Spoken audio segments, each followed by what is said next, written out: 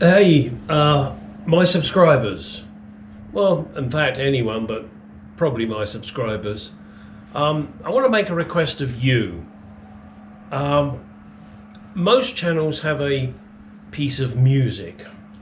I don't. My musical talent is zero. Well, actually, it's probably less than zero.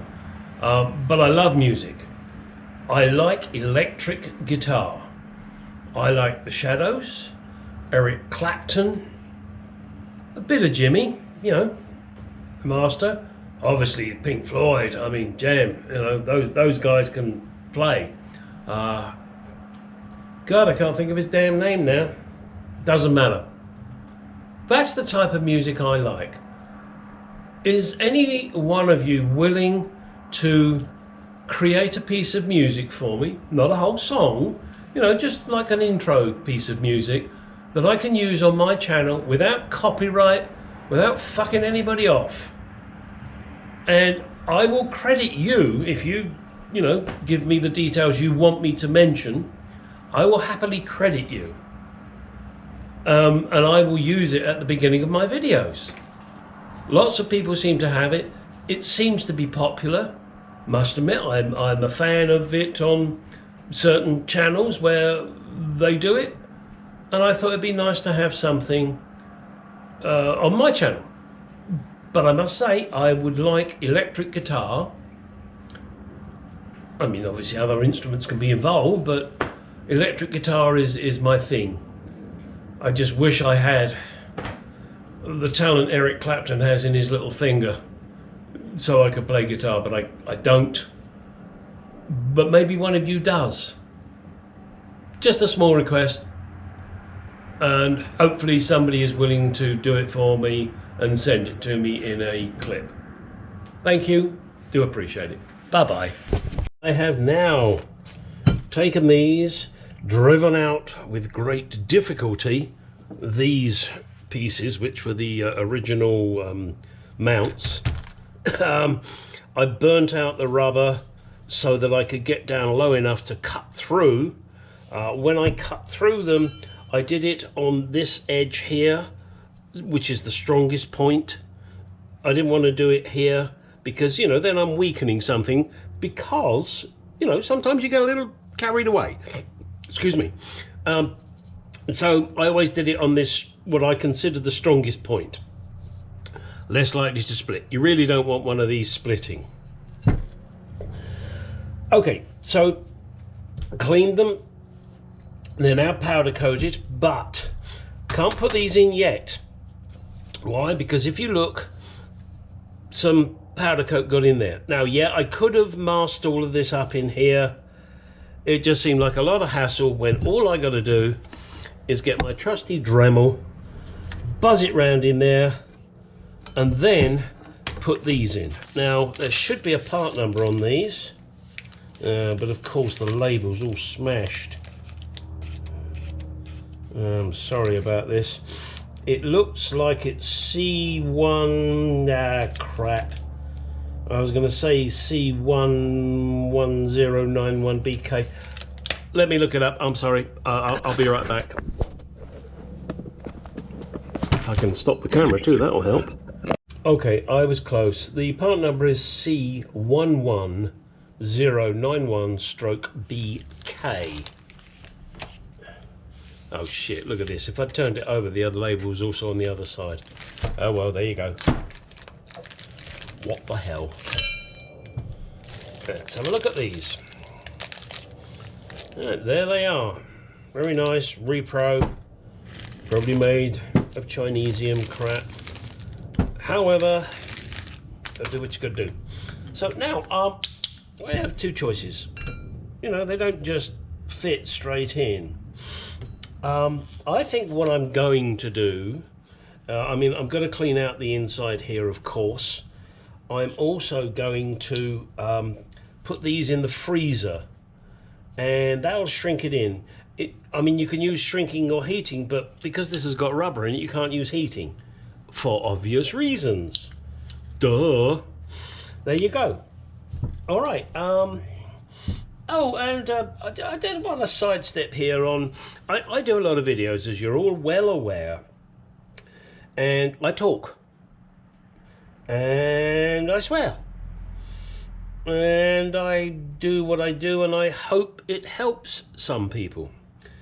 But there are these keyboard warriors, or as I just heard someone else say, keyboard trolls, which I prefer. Warrior sounds good, troll tells you what the kind of person they are.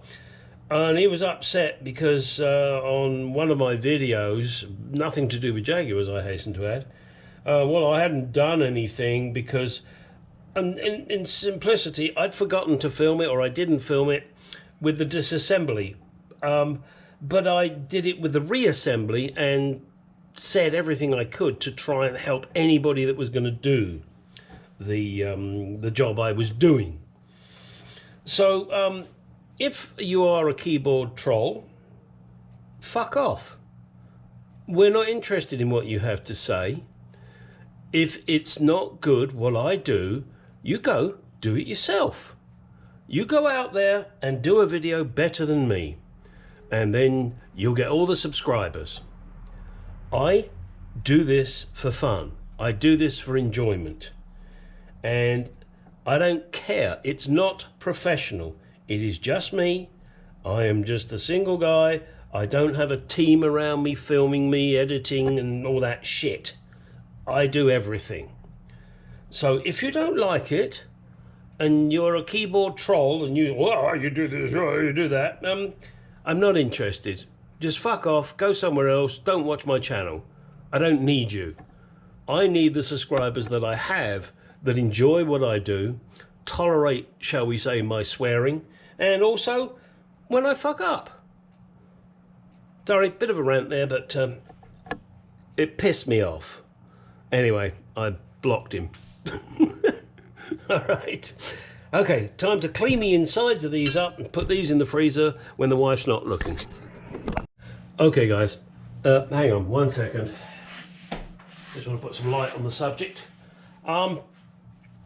I recently was working on my clock, as you're aware, and I fixed it, and it works fucking great now because I'm brilliant.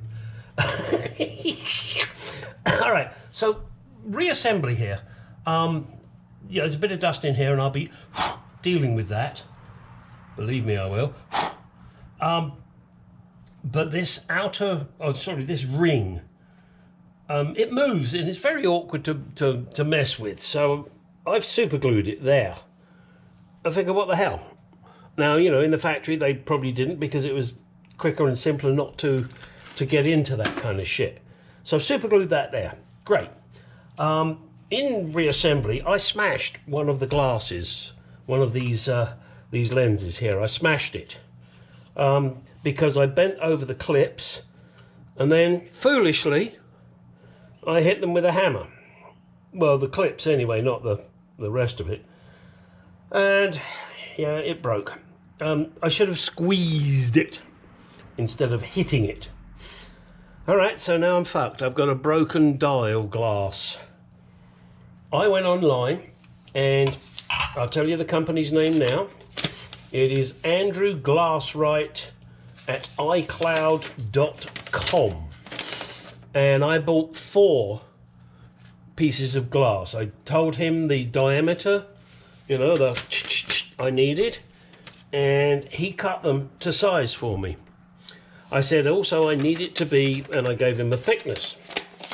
I screwed up the thickness. Doesn't matter. He said, okay, you know, you'll have to put 2 layers together. That wasn't true, and that wasn't his fault. That was my fault. I think these are 3/32 thick. And let me see if it says on here. Well, the diameter is 4 5/8, but, and I say but, that is fractionally smaller. You might want to go 4 and, 11/16, something like that. Just you know, to give you that bit more leeway.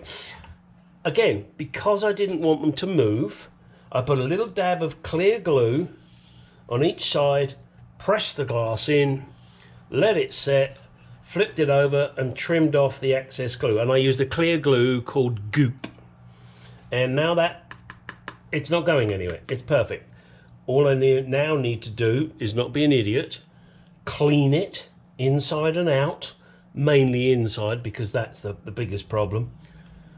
Grab the rubber ring, and yes, I made these rubber rings out of a sheet of rubber, or even a rubber sheet, I sheet you not. And then gently bend these over and not using a hammer. Hey, you learn from your mistakes. Well, if you don't, you're a fucking idiot. So, and then it will go on there nicely, and everything will be hunky-dory. Now, I now have 3 pieces of glass left. I ordered 4. I'd only smashed 1. So this is, you know, there's an original, and it's in perfectly good condition. And 2 that are absolutely brand spanking new. If you're interested, email me, gstargarage@gmail.com. So if your gauges and the speedo, and I mean the speedo and the rev counter or tachometer, whatever you want to call it, if yours are pitted maybe for whatever reason, or you've broken it like I did because you're an idiot, contact me. I know what I paid for these. You could go direct to this guy. I guarantee you I will sell it to you cheaper than he does, purely because I have no need for 3 more lenses. And I'd rather pass them on to someone at a sensible, cheap price. And also at the same time, if you don't, you know, get to me first, then you can go to this guy and he will send it to you. Or of course you may just prefer to go straight to him. That's your choice. I don't mind either way. These things aren't expensive. So, you know, it's a few dollars. It will be a few dollars plus shipping, of course. Right. Let me pick you up a second. Now, I have worked on this toolbox, cleaned it up, got the label off. It was provided by my friend, my good friend, I hasten to add. Now, we only know each other via YouTube and WhatsApp, in Austria. Classic Car Cave, and I call him Classic Car Dave. And he's a font of knowledge too. So, you know, if it's a Jaguar you got, and I mean E-Type, XK150, or Minis, he knows a lot of shit. So here it is now. I've just cleaned it up. I'm not going to do anything more with it. I'm going to clean the inside here just a little bit. I'm not quite sure how yet, just to get rid of this little white stuff. And then I'm going to fill it with my tools, Gary, tools, not your tool, you dirty little bastard. So it's kind of odd because I do have a plastic one of this, and I'm assured that this is the correct one for my vehicle. So I'm not sure how I ended up with the plastic one, but this is the wooden one. It's a lot more complex, I must admit. And it's all the way, this time around, from Austria. Obviously, I'm assuming it was put together in England, and then with whatever vehicle. And Dave, you'll have to tell me, I don't know what vehicle you got this with, or did you just happen to get it?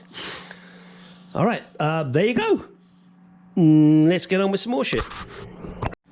Now, as you will recall from my last video, I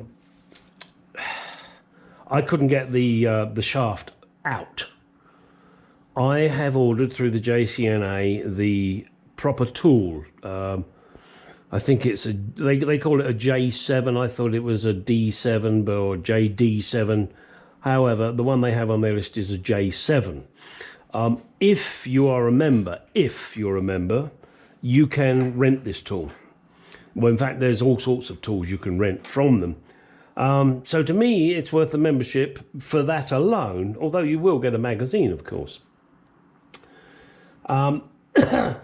Excuse me.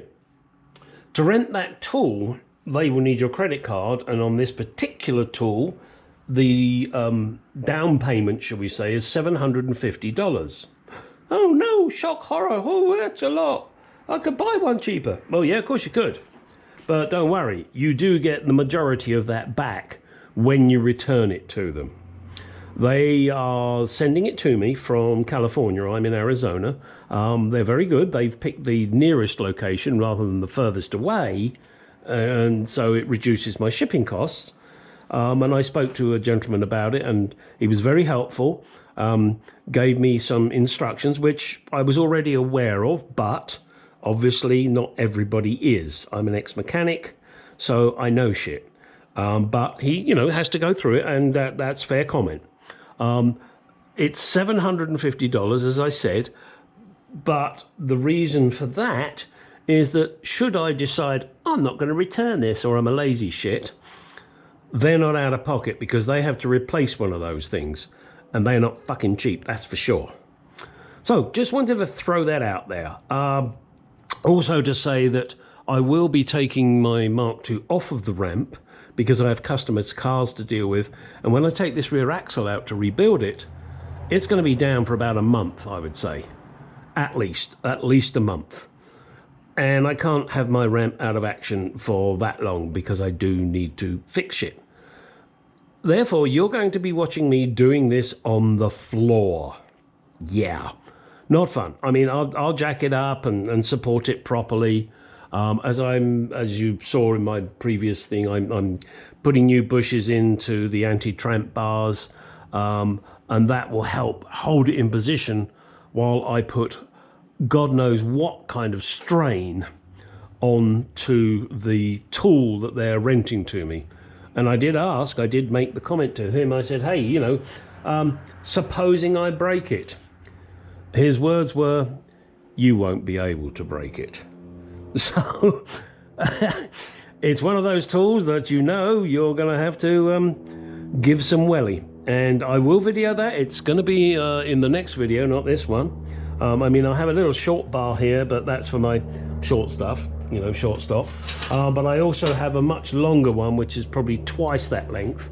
And once I get the tool here, I can use it for 10 days.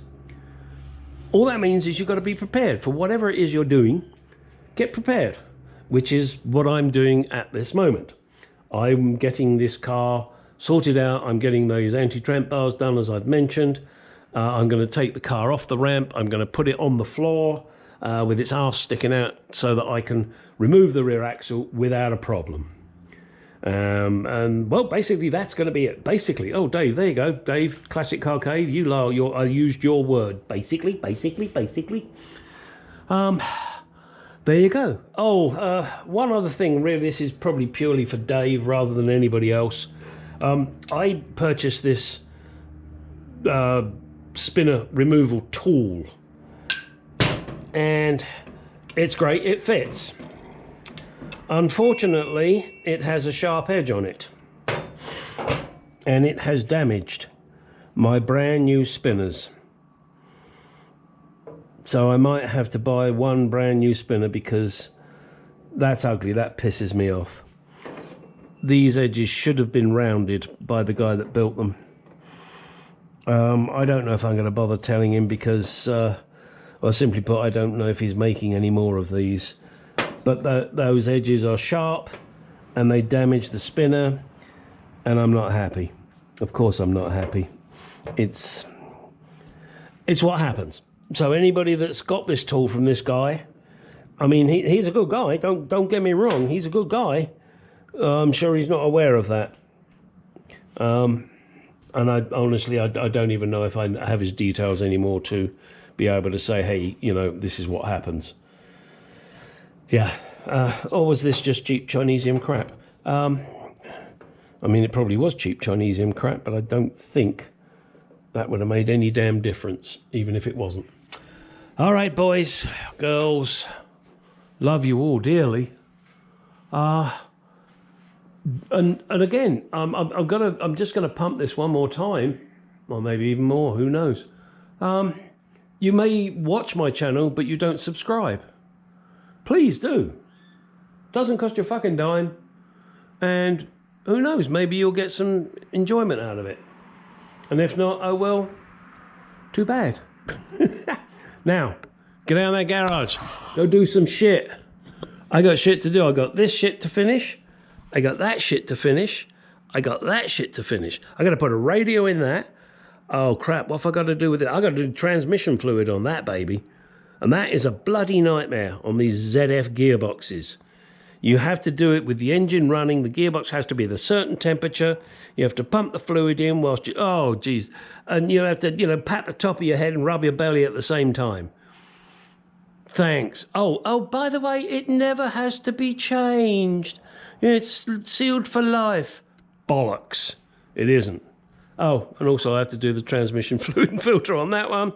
Oh, and you can't see it, but behind that is my wife's Mercedes. Guess what? I got to do transmission and filter fluid on that one. Ah, I have too much to do. Oh, and also, well, you don't care. Gardening, chopping trees down, stick a broom up my ass and sweep the floor at the same time. Hey, no, actually, ooh, that sounds revolting. All right, I said it before. I'm going to say it again now, just because I can. Get out of the garage. Do some shit. Okay, for those of you out there that are saying, well, Gary, why are you rebuilding the axle? Bear in mind, this has been here in service.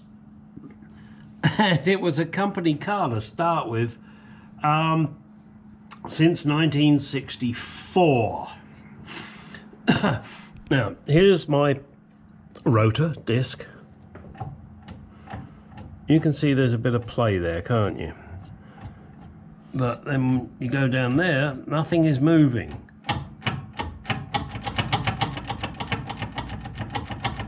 You can hear that, can't you? Of course you can. You're not stupid. Well, maybe you are a bit because you watch my channel. Sorry, couldn't help it. Let's see how much that moves. Yeah, that's not good, is it? That's a lot of, what do you call it, backlash? Yeah, all right. One of the things I do before I take this out is get this crappy brake pipes out of the way, and I will make a much neater job of it when I put it all back together.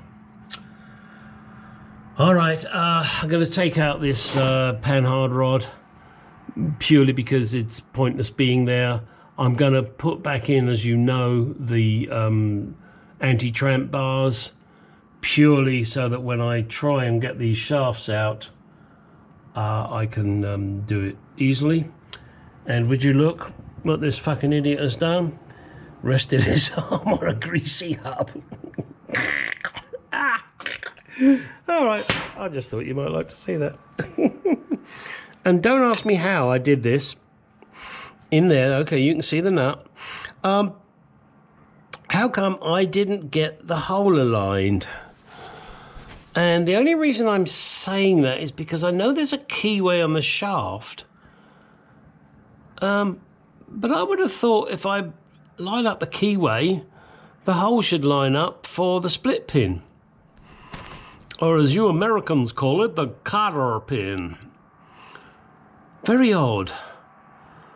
I will be very careful about that when I put shit back together to make sure I'm not being dumb. I mean, maybe for, well, I don't know. I was going to say maybe the rotor's out of position or even the disc. Don't know. We'll see. That'll all be part of a huge episode in the future once I get it back from the powder coaters. Okay, this is now to get these bushes here pressed in. I am fortunate I have a press. If you're restoring a whole car, as I have, go to your local Harbour Freight or whatever it is in England or wherever you live. This is a 12-ton press, and it is very handy when you're doing shit on your car. You will find more uses for it than you imagine. However, once you're finished, then you can sell it. Okay, that's your choice. Now, this is the bush bearing. I've had it in the freezer. Does this help? Probably. it shrinks it. Maybe slightly only, I don't know. And then line it up, grab the appropriate socket. In my case, this is a 36mm socket, and just line it up as best you can, because you're gonna fiddle with it. There's no two ways about it. You're gonna fiddle with it to get it just right. And of course, you can always take this to a shop, and they will do it for you for money. But if you've already bought the 12-ton press, why would you pay them? So, pump it up. It'll take a moment or two, and then it should, he says it should align. Oh, it's going crooked. Okay, we gotta do this again. Oh, this happens, unfortunately. I didn't quite have it right. So yes, you will see mistakes. There we go. Not quite right. Don't worry about it.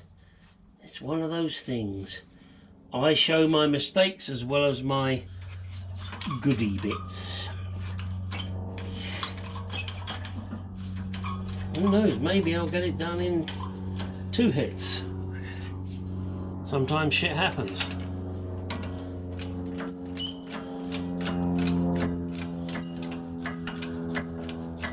There she blows. Keep your hands out of the way. Now, I've also greased the inside just to assist it.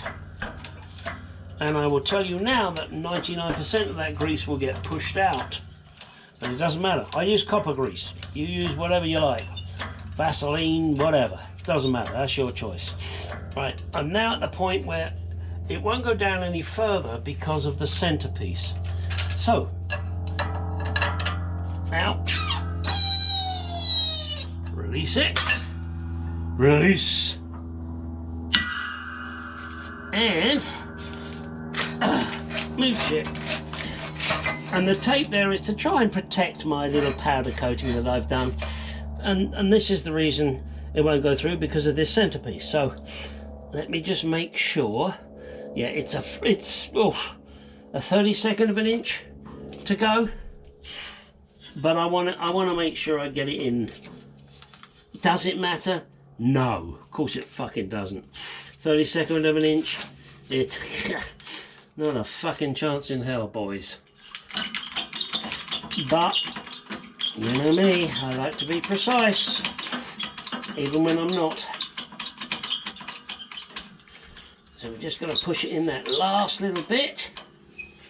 Okay.